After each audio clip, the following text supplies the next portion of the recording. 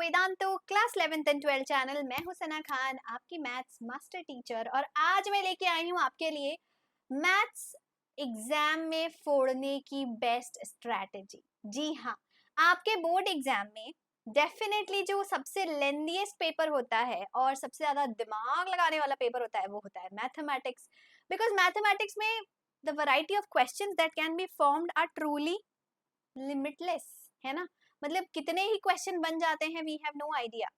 और इसके लिए प्रिपरेशन हमारी बहुत अच्छी होना जरूरी है, so that we are able to solve any type of question that comes up in our board exams, right.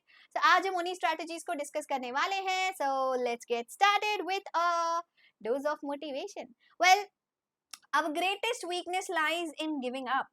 The most certain way to succeed is always to try just one more time, said by Thomas Alva Edison.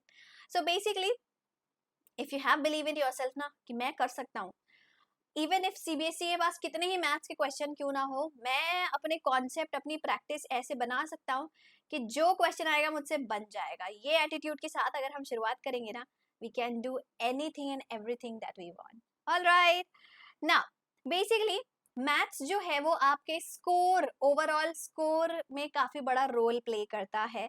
अक्सर बच्चे जो है वो maths में ही कम score करते हैं because of paper being lengthy, paper छूट जाना, क्वेश्चन नहीं बनना और सिली मिस्टेक्स हो जाना। ठीक है, ये सारी पॉसिबिलिटी सबसे ज्यादा मैथ्स एग्जाम में भी होती है। Now but the question comes, are you one of those aspirants who is willing to give his or her 100 on 100 ताकि वो मैथ्स में 100 out 100 स्कोर कर सके बोर्ड एग्जाम में? Let me know in the comment section कि आपका M क्या है। एम कुछ भी हो सकता है, देखो 100 out of 100 ही रखना एम जरूरी नहीं है। It can be anything that you want, like which you feel that it's comfortable for you. Okay, so do let me know in the comment section quickly. Now the thing is, if we start preparing early, we follow the proper guidance and have an effective strategy, we can score 100% in our boards exam, right?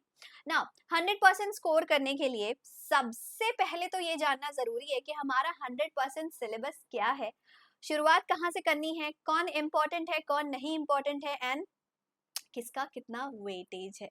Alright, so starting with the chapter wise marks distribution of class 12 chapters. First 2 chapters होते हैं आपके relations and functions, inverse trigonometry. They are one of the easiest chapters and definitely इनसे 10 to 15 marks के question पूछे जाते हैं। So consider them to be the super scoring chapters you have, right. इनसे भी ज्यादा स्कोरिंग होते हैं मैट्रिसेस एंड डिटर्मिनेंट्स। वेल, इनसे तो क्वेश्चन भी काफी ज्यादा पूछे जाते हैं and again they are so easy chapters. Determinant में तो जो डिफिकल्ट पार्ट था वो तो सीबीएसई ने रिमूव ही कर दिया है। और मजे की बात यह है कि इन दोनों चैप्टर से कॉम्प्लेक्स क्वेश्चन बन ही नहीं सकते हैं। मैट्रिक्स एडिशन, मैट्रिक्स मल्टीप्लिकेशन को आप कॉम्प्लेक्स नहीं बना सकते हो। ज्यादा से ज्यादा आप ये कर सकते हो कि उसमें ट्रिग्नोमेट्री की आइडेंटिटीज घुसा दिए, और कुछ नहीं होता है ना। So these 2 chapters are like the best if you want to basically score easily. Next आता है continuity and differentiability. Now this is again a very lengthy chapter. एक single chapter से 20 मार्क्स के क्वेश्चन आते हैं, ठीक है।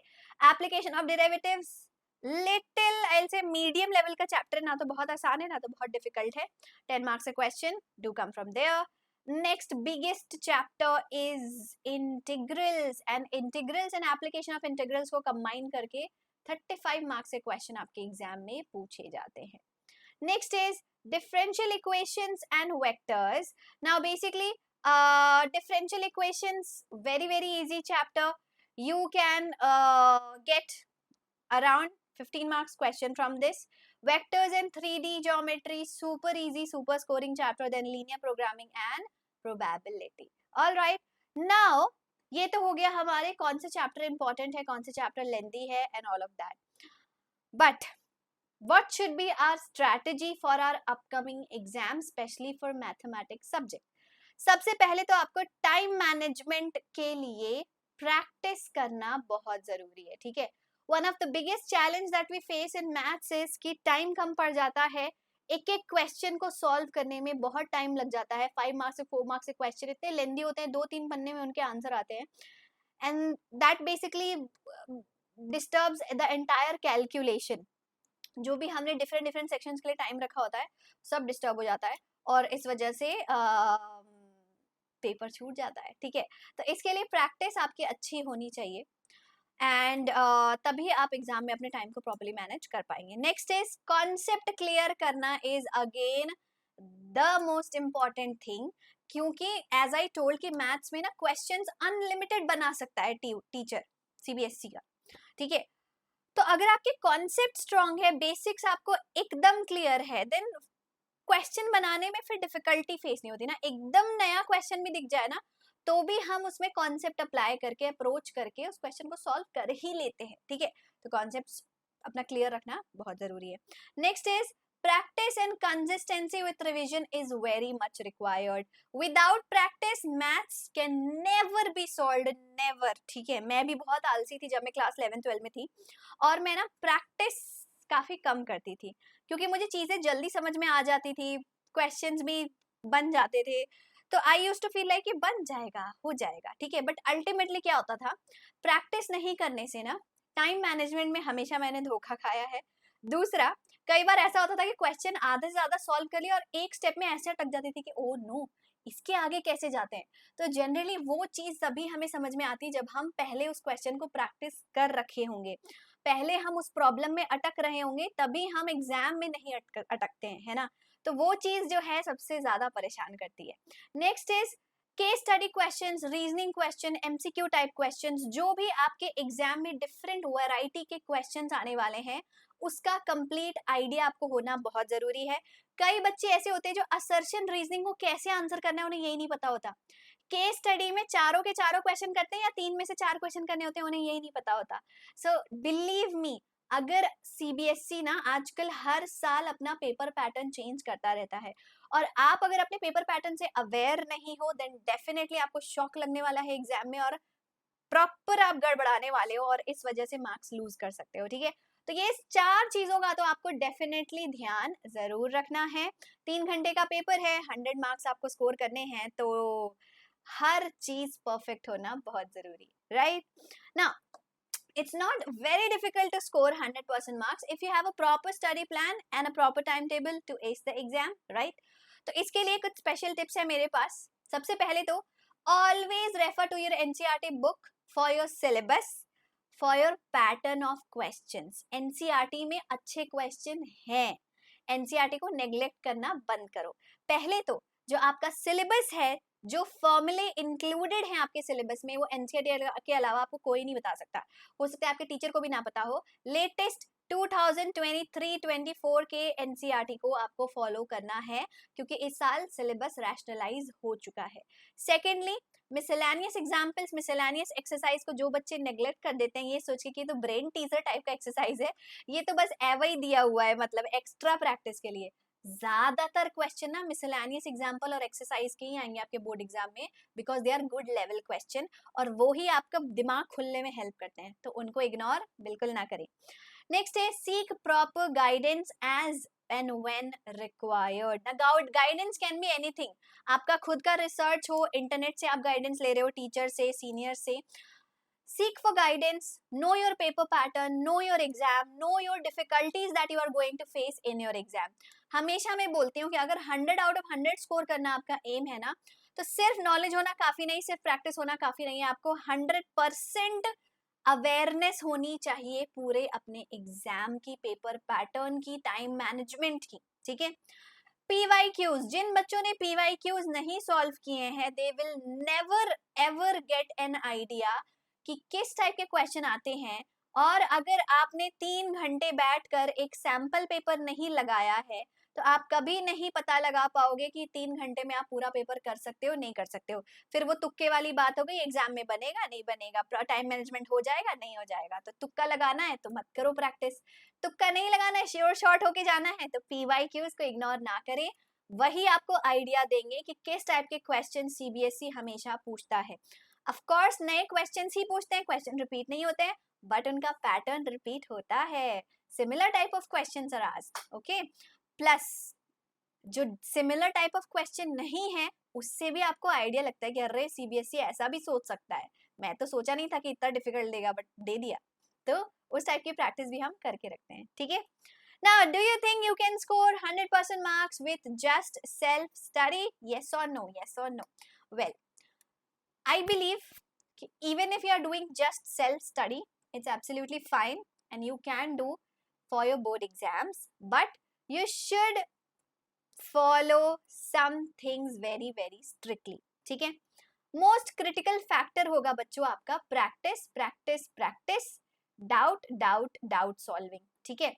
वाई? बिकॉज अगर आप सेल्फ स्टडी कर रहे हैं, किसी कोचिंग सेंटर नहीं जा रहे हैं, कोई आपको आइडिया देने वाला नहीं है, तो पहले तो एनसीईआरटी फॉलो करिए, पीवाईक्यूज फॉलो करिए, प्रैक्टिस करिए। ये तीन चीजें आपको 100% आइडिया दे देंगे, आपको किसी किसी अदर कोचिंग और ये सब की जरूरत नहीं पड़ेगी, ठीक है।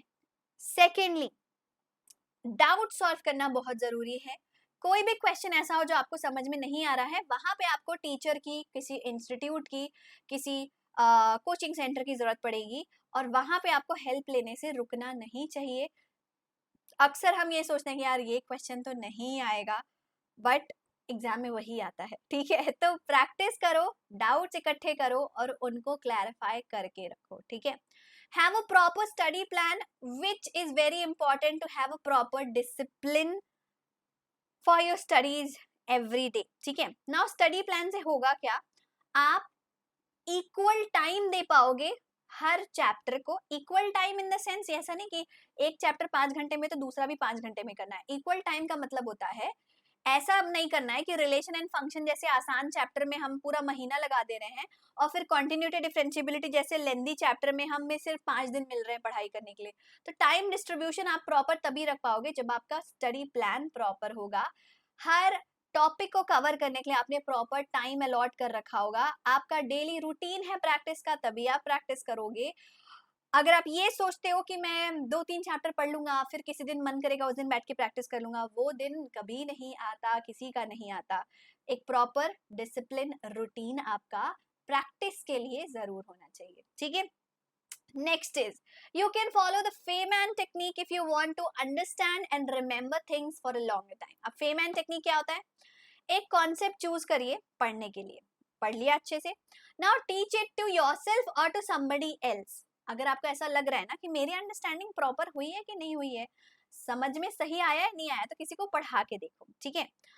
जब भी पढ़ाओगे ना तो कहीं ना कहीं अटकोगे क्रॉस क्वेश्चन में, फिर अपने सोर्स मटेरियल के पास वापस आओ और उस एक्सप्लेनेशन को अपने एनालॉजीज के साथ और स्ट्रॉन्ग बनाओ एंड देन अगला कॉन्सेप्ट पढ़ने में लग जाओ, ठीक है। तो किसी भी कॉन्सेप्ट में अगर आपको डाउट हो रहा है कि आपकी अंडरस्टैंडिंग प्रॉपर हो रही है या नहीं, आपको समझ में आ रहा है कि नहीं, या फिर आपको याद रहेगा कि नहीं, तो फेमैन टेक्निक आप फॉलो कर सकते हैं। Next is time management is the key. Board exam preparation में आपको ऑफ कोर्स 4 और सब्जेक्ट भी पढ़ने हैं, तो आप सारा टाइम मैथ्स को नहीं दे सकते और मैथ्स का टाइम इग्नोर भी नहीं कर सकते। सो इट्स वेरी इंपॉर्टेंट कि आप प्रॉपर टाइम डिस्ट्रीब्यूशन के साथ पढ़ें अपनी प्रिपरेशन के दौरान। दूसरा, एग्जाम टाइम में भी टाइम मैनेजमेंट बहुत बड़ा रोल प्ले करता है। बार बार मैं ये चीज बता रही हूँ क्योंकि कई बच्चे पछताते हैं इसी चीज से। इसके लिए टाइम बाउंड मैनर में आपको प्रैक्टिस करने की जरूरत है। इसके लिए बेस्ट होता है सैम्पल पेपर सॉल्व करना in 3 hours. It is definitely going to tell you कि आप 3 घंटे में पेपर कितना कैसा अटेम्प्ट कर पा रहे हैं, ठीक है। So guys, the conclusion is with the right kind of preparation, with the right kind of guidance, you can definitely score 100% in your upcoming maths board exam. All right.